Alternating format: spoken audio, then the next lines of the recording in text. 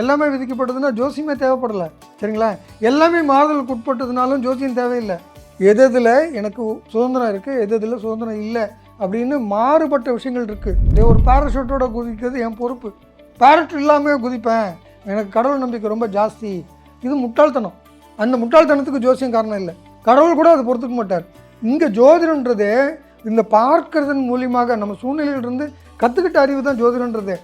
அப்படி அழகாக உருவான ஜோதிடத்தை நம்ம மூட நம்பிக்கைன்னு ஒதுக்குனதுனால நமக்கு பயன்படுத்த வேண்டிய இடத்துல தெரியாமல் நிறைய நேரத்தில் ஏமாந்து போகிறோம். மரத்துக்கு அறிவு இருக்குது, தன் இலையில் என்னென்ன சேமித்து வைக்கணும்னு, கனியில் என்ன சேர்த்து வைக்கணும்னு, அடுத்த தலைமுறை எப்படி உருவாக்கணும்னு. நமக்கு இல்லையே. நம்ம என்ன சமூகத்தை உருவாக்குறோம்? ஜோதிடத்தின் பரிணாம வளர்ச்சி ALP ஜோதிடம். இதை படிங்க, உங்க வாழ்க்கை உங்க கையில.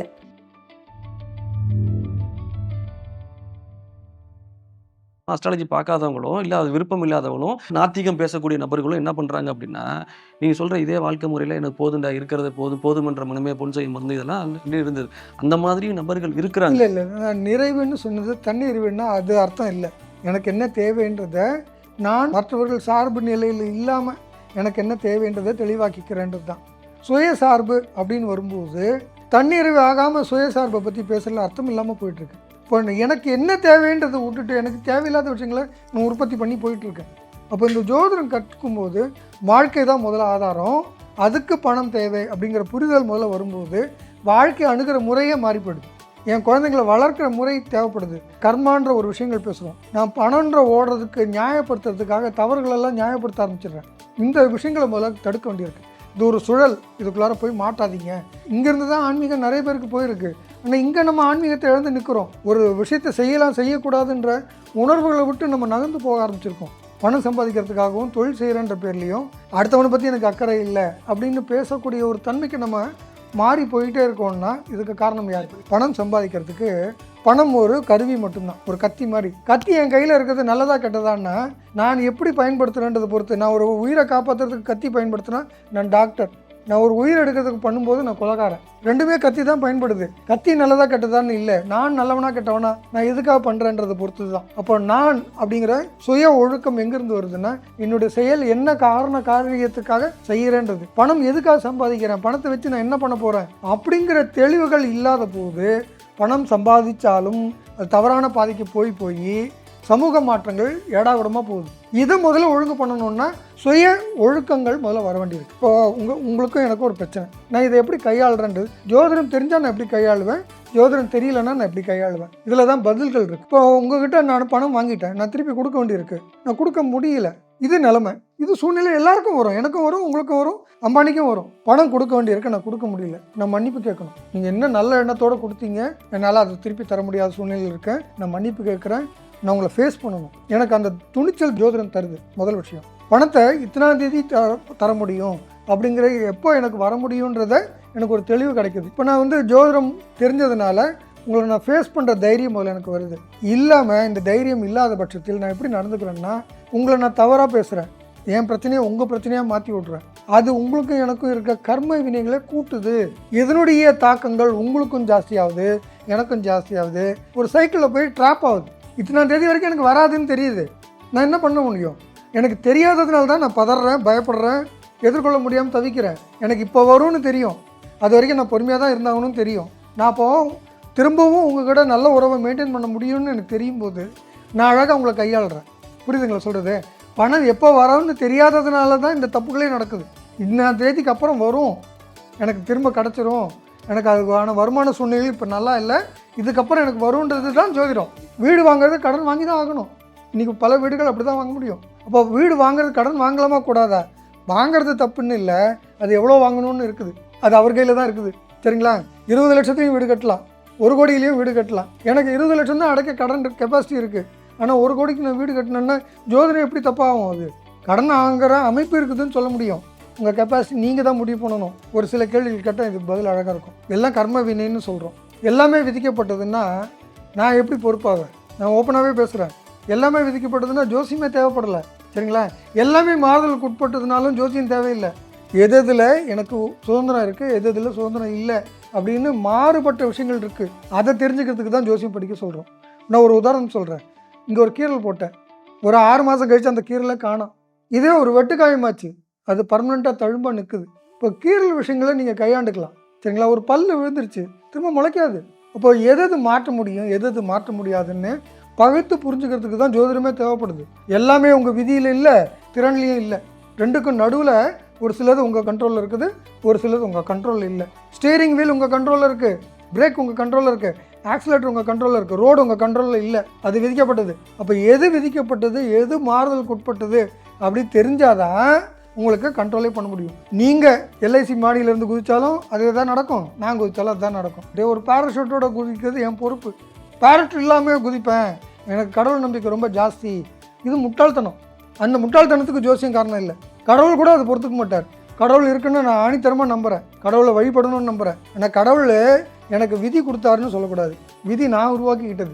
எப்படி உருவாக்குறேன்? நான் இன்றைக்கி ஒரு செயல் செய்கிறேன் இல்லையா, அதனுடைய பின் விளைவுகள், செயல் விளைவு அப்படின்னு ஒன்று இருக்குது இல்லையா, அந்த விளைவுகள் எனக்கு விதியாகுது. உங்கள்கிட்ட நான் தேவையில்லாத நேரத்தில் கோவிச்சுக்கிட்டது, அதனுடைய கோவத்தை நீங்கள் திருப்பி என்கிட்ட காட்ட தான் செய்வீங்க.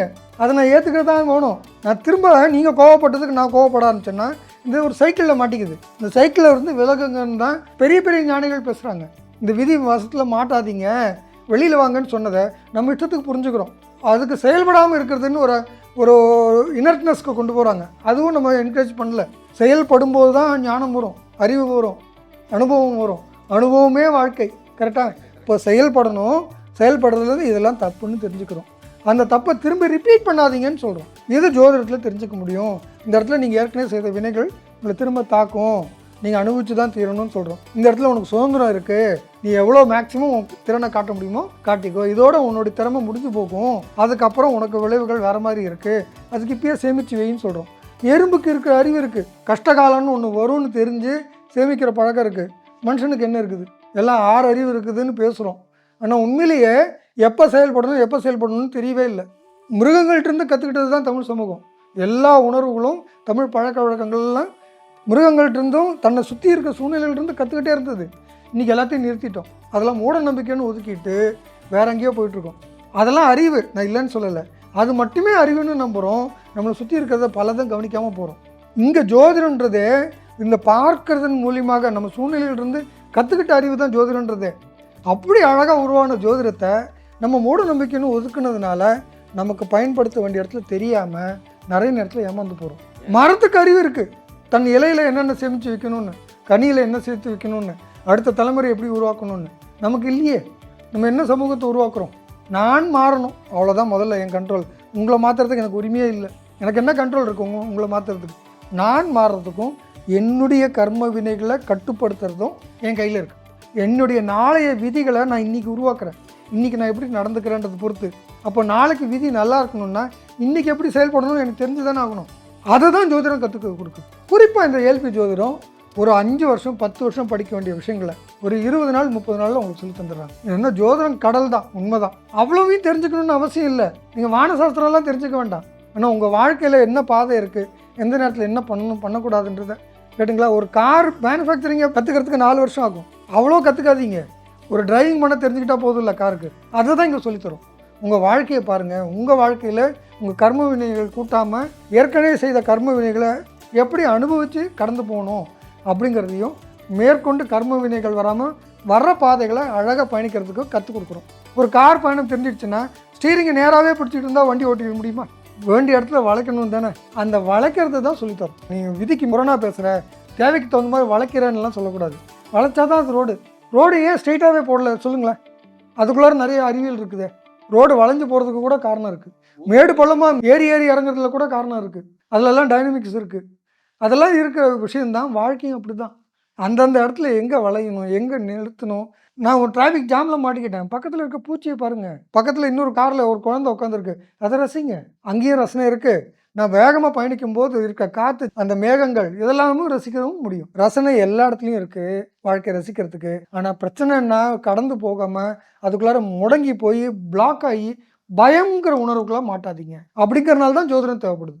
உங்கள் கேள்விக்கு நான் பதில் சொல்லிட்டேன்னு நினைக்கிறேன். நான் கார் வாங்கிட்டேன், அதில் எனக்கு குறைஞ்சபட்சம் தெரிஞ்சிக்க வேண்டிய விஷயம் என்னென்னு தெரிஞ்சுக்கணுங்கிறது தெரிஞ்சுக்கிட்டா மட்டும்தான் காரையை ஓட்ட முடியும். அல்லது அந்த சீட்டில் உட்காந்துருக்கலாம். நீங்கள் இன்னொருத்தவங்க ஓட்டுவாங்க, உங்கள் லைஃபை இன்னொருத்தவங்க லீட் பண்ணிட்டு இருப்பாங்க. ஓகேவா? அதை ஃபஸ்ட்டு தவிர நீங்கள் டிரைவராக மாறுங்க அப்படின்றத நோக்கி சார் நம்மளை நவத்திருக்காருன்னு நினைக்கிறேன். Yes sir? உங்கள் கார் ஸ்டீரிங் உங்கள் கையில் இருந்தால் தான், உங்கள் ஆக்சிலேட் உங்கள் காலில் இருந்தால் தான் நீங்கள் போக வேண்டிய இடத்துக்கு நீங்கள் போக முடியும், இல்லைன்னா மற்றவங்க ஸ்டீர் பண்ணுற இடத்துல நீங்கள் போய் சேரலாம். இந்த பேக் சீட்டில் உட்கார்ற ஒரு நபரும் ஃப்ரண்ட் சீட்டில் டிரைவர் சீட்டில் ஸ்டேரிங் போய்க்கிற நபரும் என்ன குறைஞ்சபட்ச அறிவு மாறுபடுது? காலைல வண்டி எடுக்கும்போது டயரில் எவ்வளோ ப்ரெஷர் இருக்குன்னு பார்க்கணும் நீங்கள். அதை எப்படி ஸ்டார்ட் பண்ணால் அந்த இன்ஜின் சவுண்ட் எப்படி இருக்குது ஃபஸ்ட்டு இதை பார்க்கும்போதே அந்த நாடி கண்டுபிடிச்சிடுவார் அந்த டிரைவர். ஃபஸ்ட்டு இந்த காரை நீங்கள் பழகிடுவீங்க, உங்களுக்கு ஏற்ற மாதிரி இந்த கார் வழிபடும் உங்களுக்கு. நீங்கள் நினச்ச தூரத்தை நினச்ச இடத்துக்கு நீங்கள் கொண்டு போய் இந்த காரை சேர்க்க போகுது, புரியுதா இல்லையா? ஆனால் இதை தாண்டி எதா இருக்குது, இதை எப்படி பழுது பார்க்குறது அப்படின்ற அந்த நுட்பமாக எப்படி கண்டுபிடிக்கிறது, இதே மாதிரி நான் ஒரு கார் கண்டுபிடிக்க போகிறேன் அப்படிங்கிறது அது 2வது இலக்கு. அப்போ சார் எப்போ பிரதானம்னு இதை வைக்கிறாரு அப்படின்னா, ஒரு தொழில் ஆரம்பிக்க போகிறீங்க அப்படின்னா நீங்கள் வந்து இன்னொரு ஆள்கிட்ட கன்சல்ட் பண்ணுறதுங்கிறது ஒரு விஷயம் இருக்குது. ஆனால் அதை கொஞ்சம் ஒரு அறிவு ஒரு 15 நாள் செலவு பண்ணி, ஓகேவா, அதில் சில விஷயங்களை தெரிஞ்சுட்டோம் அப்படின்னா பண்ணுவேன், பேக் சீட்லேருந்து நம்ம ஃப்ரண்ட் சீட்டை நவத்துவதற்கு ஏஎல்பி உதவுதுன்னு நம்ம இவ்வளோ நேரம் பேசி டிஸ்கஷன் பண்ணியிருக்கோம் சார். ரொம்ப சிறப்பாக அமைஞ்சுது. மிக்க மிக்க நன்றி. தொடர்ந்து பயணிப்போம். ஜோதிடத்தின் பரிணாம வளர்ச்சி ALP ஜோதிடம். இதை படிங்க, உங்க வாழ்க்கை உங்க கையில.